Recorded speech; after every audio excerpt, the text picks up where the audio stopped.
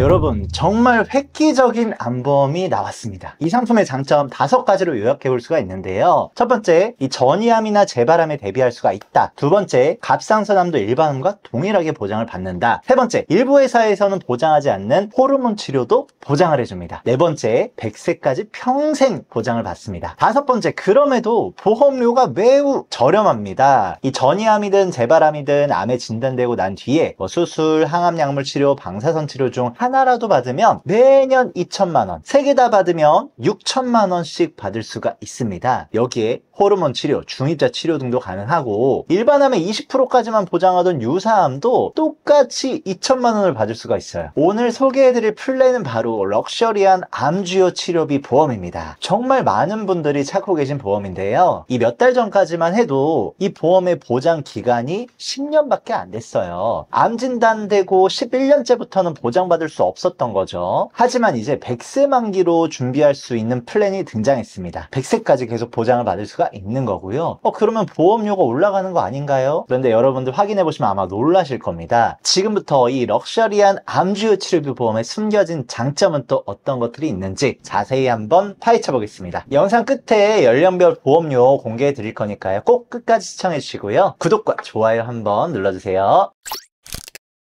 암에 걸렸을 때 가장 걱정하는 게 뭐가 있을까요? 아마 이 감당하기 힘든 치료비와 또는 재발하거나 전이 돼서 장기간의 투병 생활을 하는 걸 겁니다. 보건복지부의 보도 자료에 따르면 암이 발견됐을 때 약 30% 정도는 암이 발생한 부위 외에 주변 장기나 조직으로 이미 침범한 상태였다고 합니다. 또 주변이 아닌 멀리 떨어진 다른 부위로 원격 전이 된 상태는 19.3%나 된다고 하죠. 주변 부위로 전이 되거나 먼 부위로 전이 될 확률, 이 두 가지를 합치면 22년 기준 암 전이 확률은 49.1%였습니다. 사실상 암에 걸리면 2명 중에 1명은 전이 된 상태로 진단이 된다는 거죠. 그런데 이 여러분들께서 암보험으로 많이들 준비해 두시는 이 암 진단비는 최초에 1회만 지급이 되고 사라지는 이 소멸성 특약입니다. 이로 인해서 전이 되거나 재발된 암에 대해서는 아무런 보장을 받을 수가 없거든요. 결국 이렇게 확률이 높은 전이나 재발암에 대비하기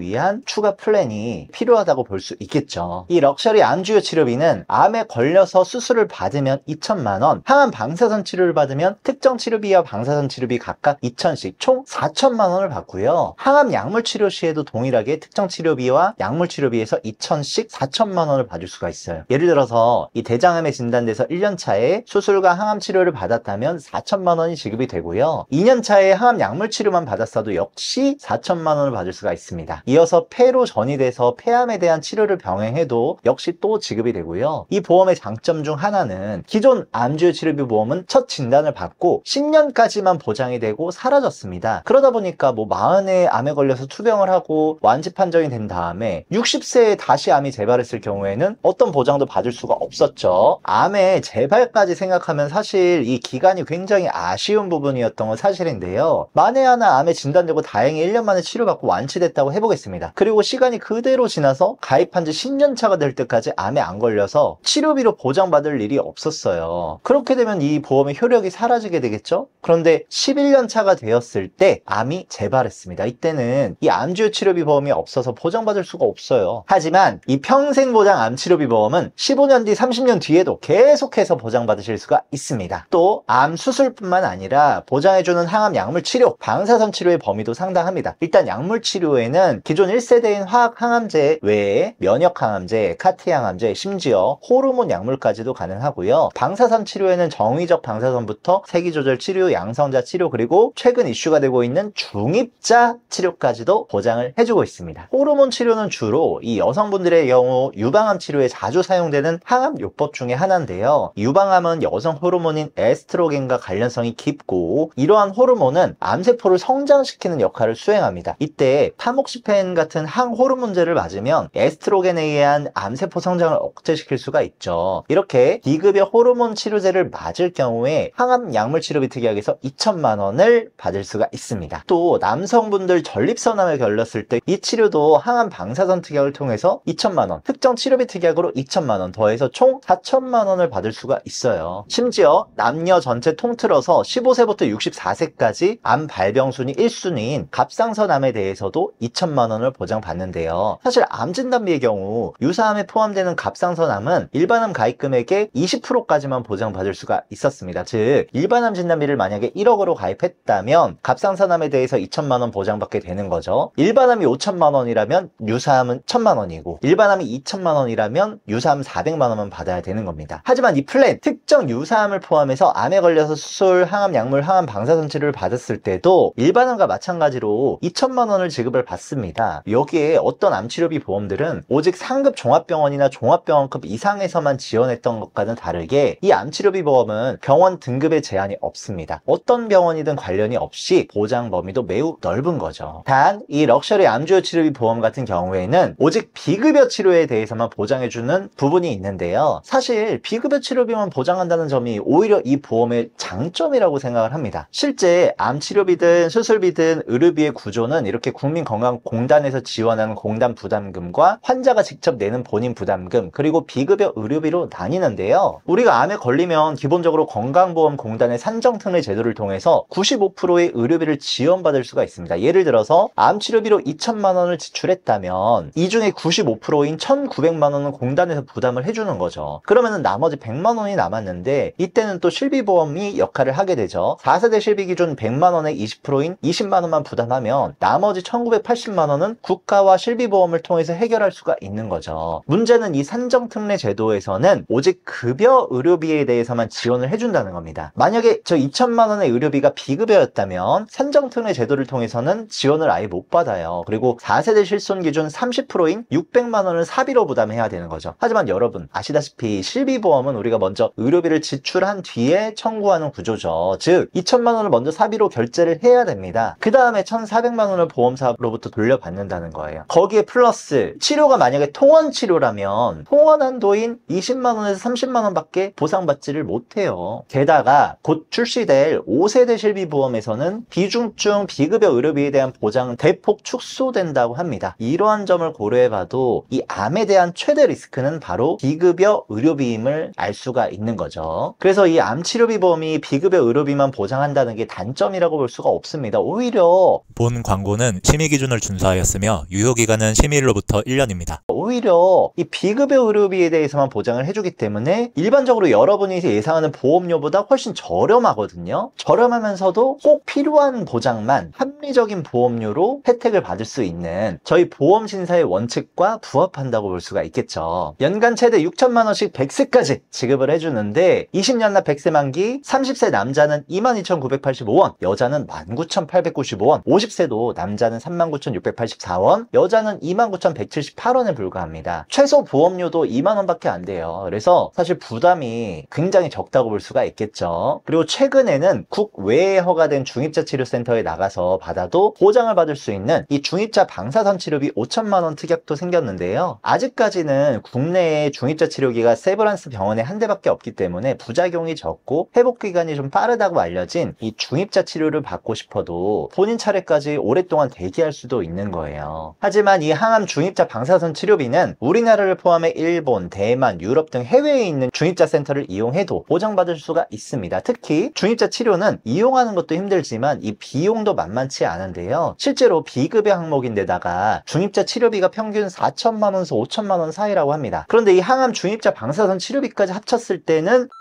암 특정 치료비에서 2천만 원, 항암 방사선 치료비로 2천만 원, 여기에 중입자 방사선 치료비 5천만 원까지 총 9천만 원을 받을 수가 있는 거죠. 게다가 납입 면제 혜택까지 추가가 되기 때문에 암의 진단 시에 보험료를 납입하지 않아도 되고요. 약물 치료까지 받았으면 2천만 원을 더해서 1억 1천만 원까지 받을 수가 있습니다. 근데 보험료 보이시나요? 50세 남자 기준 43,134원, 굉장히 저렴하죠. 이 비급여 암주요 치료비 플랜만 가성비 있게 잘 준비해 두시면 정말 필요하고 감당하기 힘든 이 고가의 비급여 암치료비 리스크에 대한 대비는 준비가 끝났다고 봐도 되는 거죠. 여기에 더하실 필요가 전혀 없을 것 같습니다. 지금까지 암에 진단돼서 수술, 항암약물, 방사선 치료를 받았을 때 10년이 아닌 만기까지 연 최대 6천만 원까지 보장하는 암주요 치료비 보험에 대해서 알아봤는데요. 여기에 중입자 치료비 특약까지 추가하면 1억 1천만 원까지 받을 수가 있습니다. 우리나라 사람들이 기대 수명까지 생존했을 때 남자는 5명 중 2명, 여자는 3명 중 중 1명꼴로 암에 걸린다고 하는데요. 의학기술이 발달하면서 암 생존율도 18년도부터 22년까지 5년 상대 생존율이 72.9%라고 합니다. 예전과는 다르게 암이 이제 더 이상 죽을 병은 아니라는 거죠. 결국 문제는 단 하나, 비용입니다. 암에 걸렸을 때 제대로 좋은 치료만 받는다면 생존 확률이 굉장히 높은데 결국에는 이 비용 문제로 치료받고 싶어도 받지를 못한다면 환자 개인에게도 이를 돌보는 가족들에게도 얼마나 마음이 아픈 일이겠습니까? 하지만 이 플랜은 50세 남자도 4만 원 초반이면 고가의 비급여 암 치료비는 끄떡없이 보장받을 수가 있습니다. 특히나 이 암에 대한 가족력이 있으신 분들 암 진단비만으로는 사실 좀 부족할 수 있어요. 암 자체에 대한 의료비 걱정이 심하신 분들께는 바로 안성맞춤인 암 치료비 플랜이 아닐까 싶네요. 저희 보험신사에서는 불필요한 보험료 부담을 줄이고 최소한의 보험으로 최대의 든든함을 느끼실 수 있도록 33개의 보험회사의 객관적인 통계 자료를 분석해서 한 분 한 분 상황에 맞춘 합리적인 설계를 보장부터 청구 관리까지 도와드리고 있는데요. 오늘 소개해드린 암주요 치료비 보험에 대해서 관심이 있으시거나 궁금한 내용 있으신 분들은 저희 보험신사로 언제든 카톡이나 문자 남겨주시고요. 오늘 영상 도움되셨다면 구독과 좋아요도 꼭 한번 부탁드리겠습니다. 끝까지 시청해주셔서 감사합니다.